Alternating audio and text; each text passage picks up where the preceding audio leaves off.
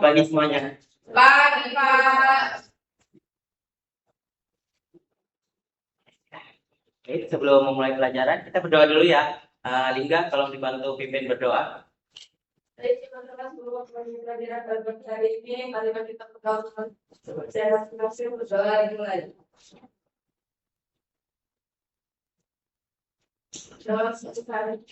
Mungkin apakah ada yang tidak hadir? Ada Pak. Siapa? Dulce Chandri. Dulce Kendri ya. Mola. Oke, baik. Perlu kita perhatikan bahwasannya pelajaran kita ini wajib untuk kita ikuti ya, karena mempengaruhi nilai akhir kita nanti. Jadi gimana kabarnya hari ini? Sehat, baik Pak. Jadi kita nanti akan belajar tentang perwatakan. Jadi tujuan pembelajaran perwatakan kita pada pagi hari ini yaitu Bapak mengharapkan anak-anak bisa mengidentifikasi perwatakan dari sebuah cerita. Sebelum kita masuk ke materi, Bapak mau nyetel cuplikan video yang Bapak ambil dari media sosial. Nanti Bapak harapkan anak-anak menyimak ya. Ya, Pak.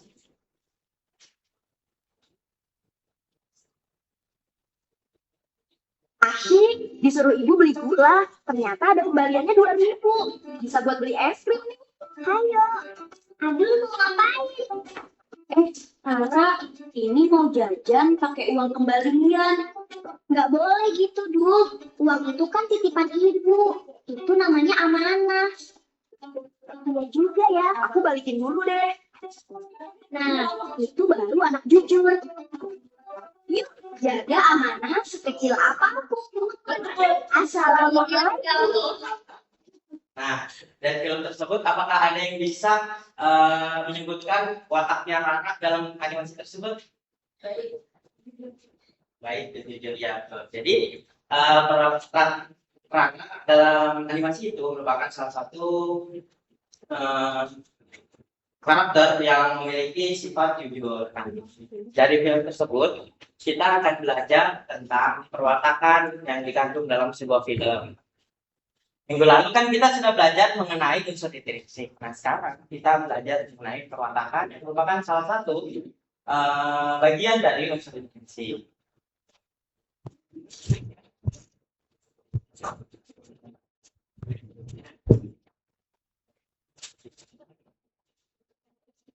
Pada pelajaran pada pagi hari ini, Bapak menggunakan sumber buku ini ya, Bahasa Indonesia tingkat lanjut, edisi revisi untuk sekolah menengah atas kelas 12. Sebelumnya sudah ada yang tahu apa sih itu perwatakan?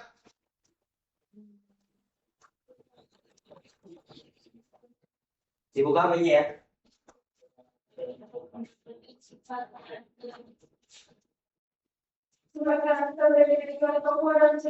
Ya betul. Jadi perwatakan itu merupakan sifat dan karakter yang dikandung oleh sebuah tokoh yang berada dalam sebuah cerita. Jadi perwatakan itu merupakan salah satu cara mengarang untuk menggambarkan ya, sifat apa yang dimiliki oleh sebuah tokoh. Lalu melalui perwatakan itu kita bisa mengetahui apa yang dimiliki sama tokoh, baik karakter positif maupun negatifnya. Nah, selanjutnya ada jenis-jenis perwatakan. Ada yang bisa baca untuk ini Sarah. Jenis perwatakan dari sebuah cerita tokoh dapat memiliki berbagai jenis perwatakan. Tokoh protagonis merupakan tokoh yang memiliki sifat baik yang biasanya memiliki tokoh karakter. Nah, jadi kalau untuk tokoh protagonis sendiri itu biasanya dia tokoh utama. Kadang juga ada karakter yang baik tapi tidak menjadi tokoh utama. Biasa hal tersebut yang bisa mempengaruhi tokoh utama untuk berbuat baik, seperti yang dicuplikan film tadi.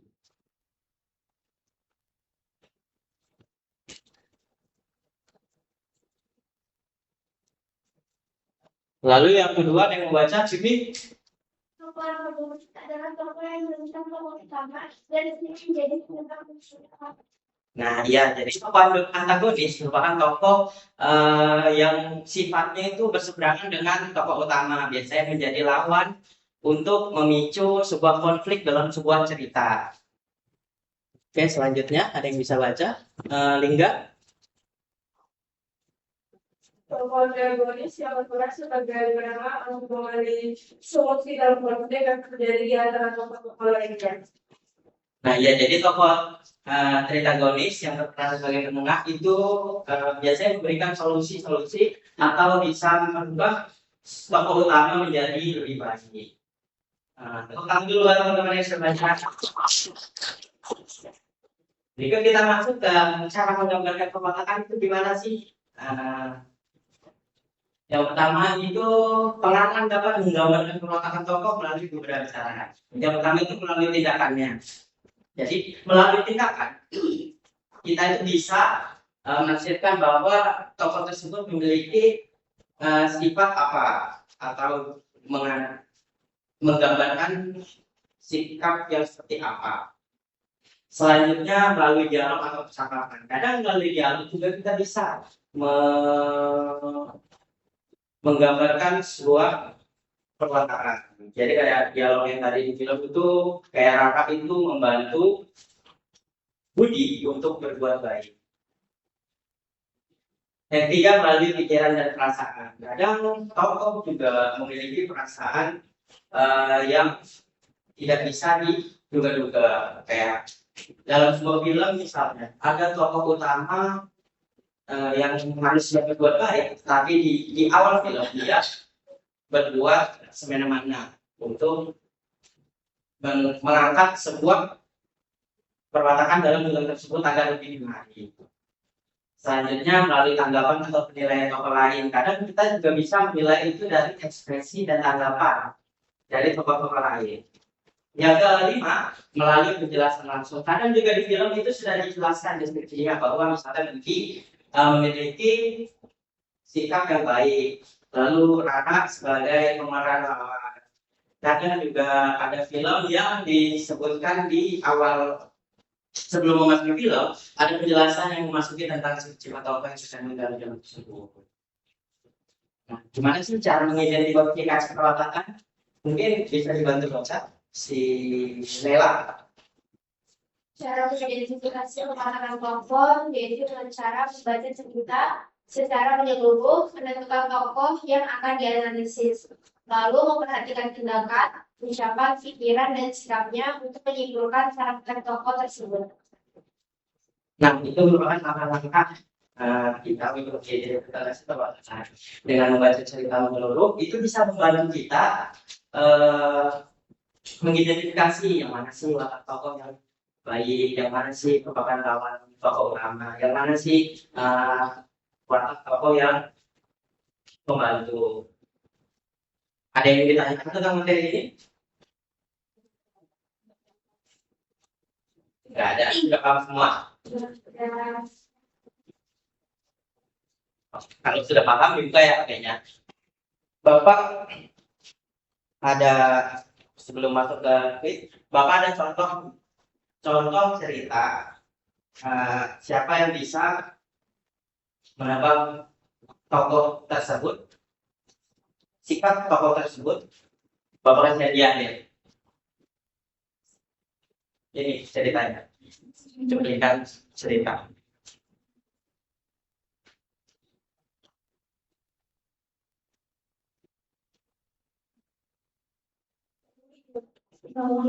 Ya, jadi Budi memiliki sifat yang peduli. Tepuk tangan buat Elo.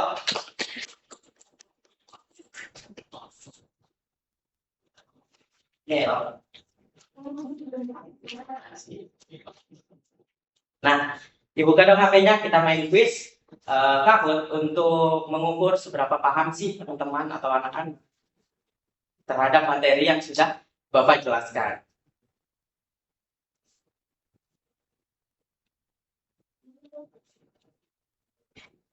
Ini Pak. Sebentar ya.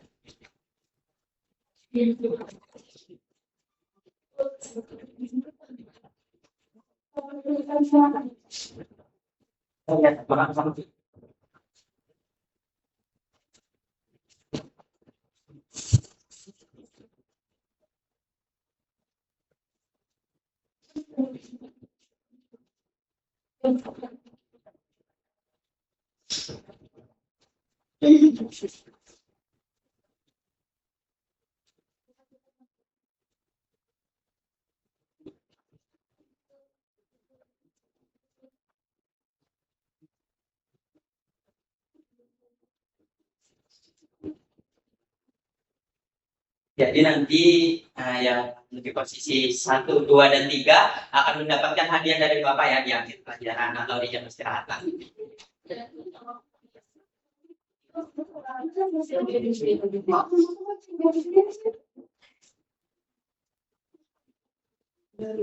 Sudah semua?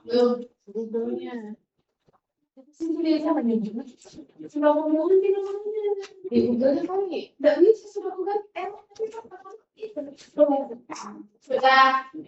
Sudah? Kita mulai ya. 1, 2, 3.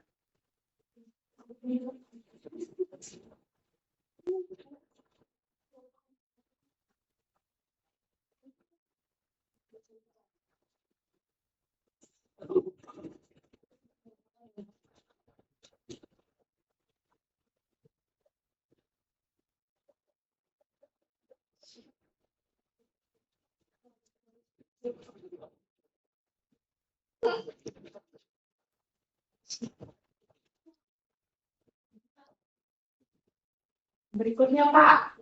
Iya.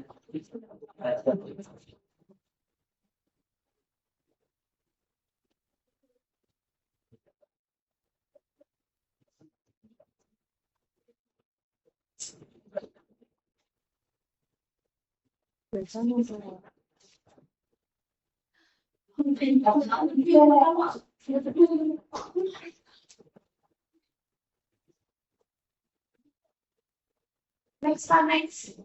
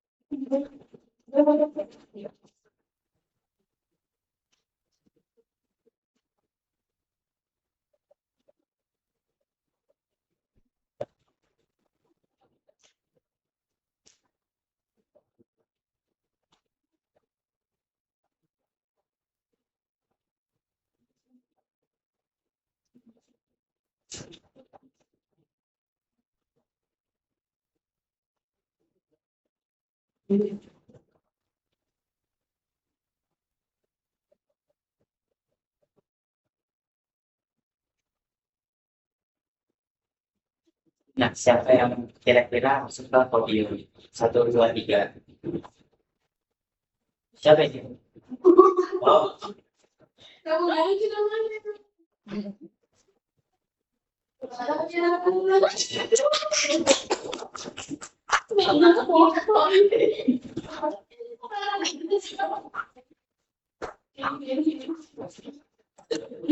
nah, saja sudah bermain kuis. Untuk tugas di akhir, Bapak akan memberikan KPI dikerjakan secara kelompok ya.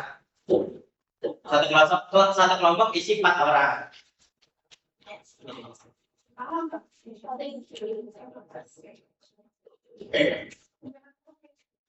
Ya, dikerjakan. Dikerjakan ujian. Oh, jadi cuma sama. Jangan marah nih.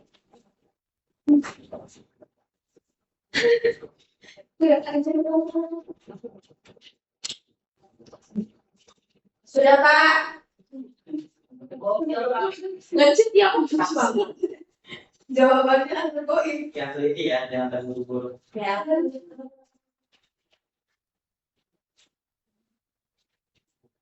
Sudah sekitar di sini. Itu yang sebenarnya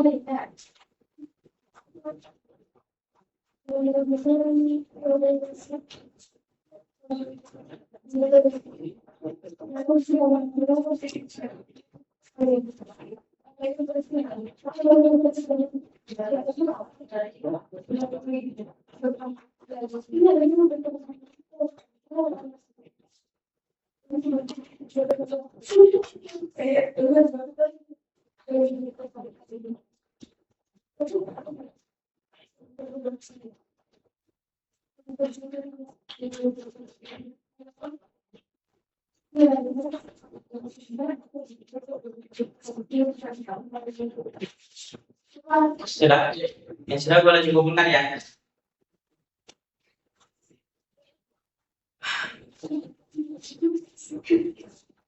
Sudah waktunya habis. Sudah. Sudah. Terima kasih yang sudah mengerjakan LKPD. Sebelum mengakhiri pelajaran, Bapak akan menyuruh salah satu siswa untuk menyimpulkan dari pelajaran yang kita dapatkan pada hari ini. Jadi Kak, bisa menyimpulkan? Jadi kesimpulan dari pembelajaran kita pada hari ini itu mengenai perwatakan adalah proses menggali dan menganalisis sifat, sikap, serta nilai moral maupun dalam sebuah karya. Ya, beri tepuk tangan kepada diri. Jadi sebelum Bapak akhiri, Bapak akan memberikan tugas minggu depan. Kita akan masuk ke unsur deskripsi lainnya. Tapi sebelum itu, Bapak harapkan anak-anak mencari sebuah cerita dan mengidentifikasi perwatakan yang terkandung dalam cerita tersebut. Kalau bisa katakan alasannya ya, kenapa misalnya sikap tersebut, tokoh tersebut memberikan protagonis, antagonis ya. Baik, terima kasih telah mengikuti pelajaran pada pagi hari ini. Kurang lebih maaf. Wassalamualaikum warahmatullahi wabarakatuh. Waalaikumsalam warahmatullahi wabarakatuh.